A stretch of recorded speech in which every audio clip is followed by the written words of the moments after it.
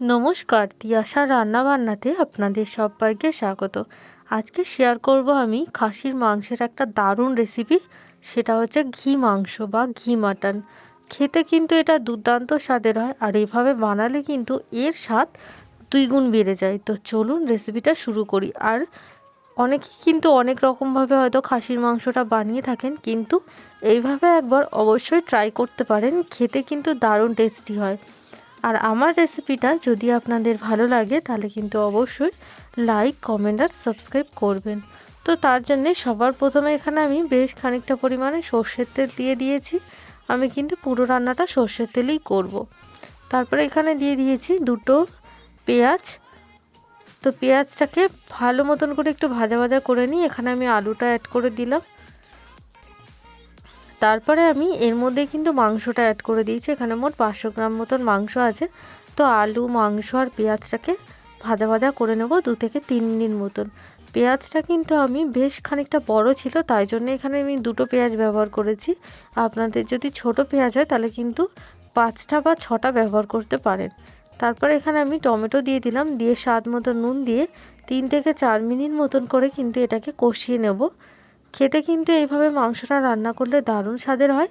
এই রেসিপিটা কিন্তু একবার অবশ্যই আপনারা ট্রাই করতে পারেন, আর যদি ভালো লাগে লাইক, কমেন্ট আর সাবস্ক্রাইব করবেন। তারপরে এর মধ্যে আমি অ্যাড করে দিলাম 1 চামচ মতন আদা বাটা আর 1 চামচ মতন রসুন বাটা, দিয়ে কিন্তু আবারও 2 থেকে 3 মিনিট মতন খুব ভালো মতন করে কিন্তু এটা মিশিয়ে নেব।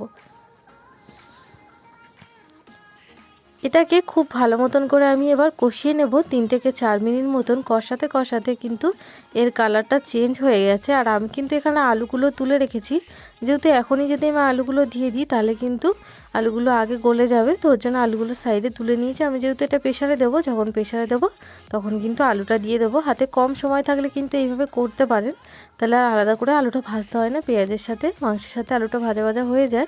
তো তারপর তুলে নেব। তারপর সামান্য একটু জল দিয়ে মাংসটাকে কিন্তু 3 থেকে 4 মিনিট মতন খুব ভালো মতন করে কষিয়ে নিলাম।